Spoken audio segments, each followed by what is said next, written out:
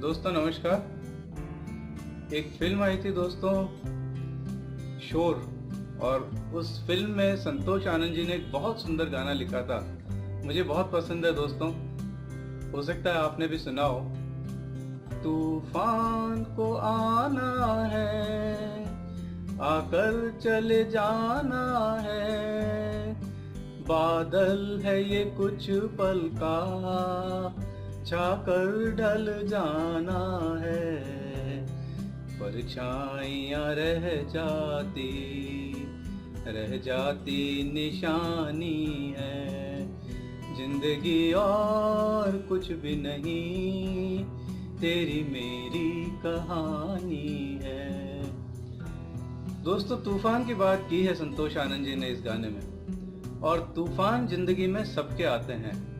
आपने भी बहुत सारे तूफान अपने जीवन में देखे होंगे, मैंने भी बहुत सारे तूफान जिंदगी में देखे हैं, लेकिन एक तूफान दोस्तों जो पिछले साल मेरे जीवन में आया, और वो भी उस वक्त जबकि मैं I was at the top of the world, जब मैं बहुत अच्छा फील कर रहा था, जब जिंदगी में बहुत अच्छी चीज़ें हो रही थी मेरी लाइफ में।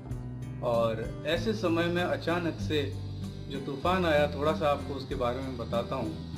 दोस्तों पिछले वर्ष जुलाई में, यानी आज से करीब 14 मंथ्स पहले, अचानक से एक बीमारी जिसका नाम है माइस्थेनिया ग्रेविस, उससे मैं ग्रसित हो गया।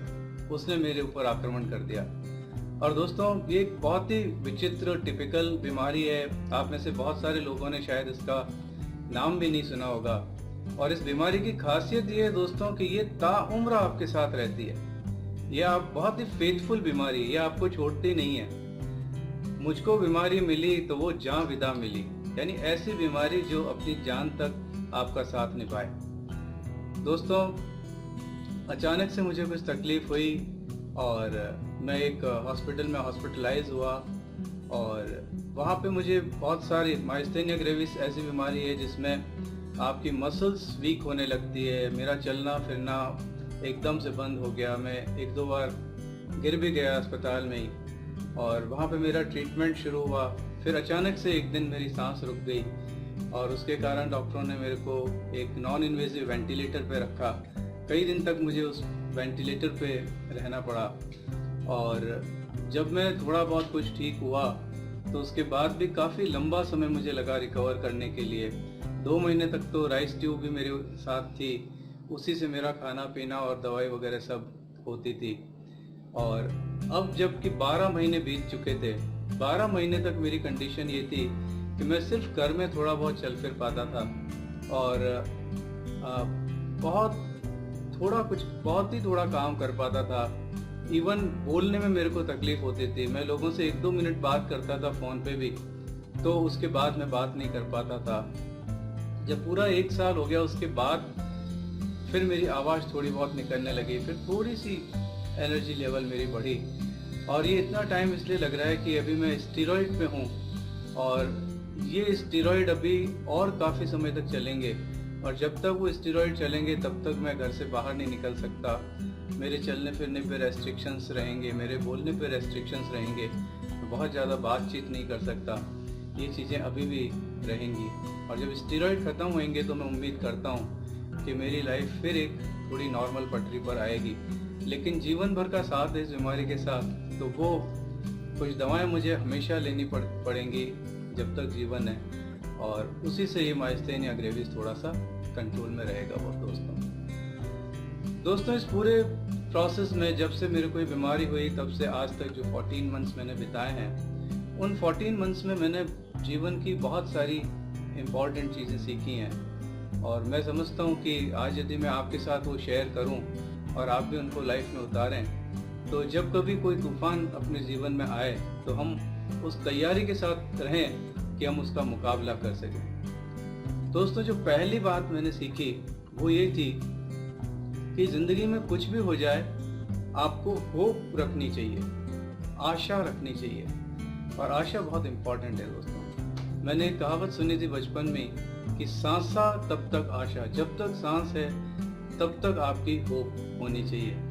और अस्पताल में जब मैं था पिछले साल, और जब सांस ही रुक गई थी मेरी, उस समय भी दोस्तों मैंने बहुत स्ट्रॉन्ग आशा रखी थी जब डॉक्टर्स को होप नहीं थी या वो भी कंफ्यूज थे कि क्या होगा इस बंदे का, तब भी मेरे को पूरा विश्वास था, मुझे पूरी आशा थी कि कुछ नहीं होगा, मैं बिल्कुल ठीक होके वापस यहाँ से निकल के जाऊँगा और अपने लक्ष्य पूरे करूँगा। दोस्तों, दूसरी चीज़ जो मैंने सीखी वो ये थी कि स्ट्रॉन्ग विश टू लिव, आप जिजीविषा जिसे हिंदी में कहते हैं दोस्तों, कि बहुत ही स्ट्रॉन्ग विश होनी चाहिए आपको आपके जीवन में कुछ करने की, आपको और अपना जीवन बड़ा करने की। और वो जिजीविषा तब आती है जब आपके कुछ सपने होते हैं, आपके कुछ लक्ष्य होते हैं और आप उन लक्ष्यों के लिए काम कर रहे होते हैं। जिस समय मेरी सांसें रुक गई थी, मैं उस समय ये सोच रहा था कि अभी तो मुझे बहुत सारे काम करने हैं, जैसे कि अभी तो मुझे मैराथन दौड़नी है, मैं मैराथन की तैयारी कर रहा था। अभी मेरी मैराथन कहाँ पूरी हुई, मुझे दौड़ना है, मैराथन पूरा करना है। मैं एक लाइफ कोच हूँ, बहुत सारे लोगों को हेल्प करता हूँ उनका जीवन संवारने के लिए।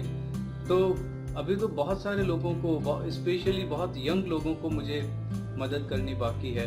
तो दोस्तों, जब सपने होते हैं आपके, जब इतनी सारी चीज़ें मुझे करने के लिए अभी बची हैं, तो मैं कैसे इस संसार को छोड़ सकता हूँ। तो वो जो जिजीविषा होती है, जो वो आपके सपनों से आती है, आपके लक्ष्यों से आती है, वो बहुत स्ट्रांग होनी चाहिए।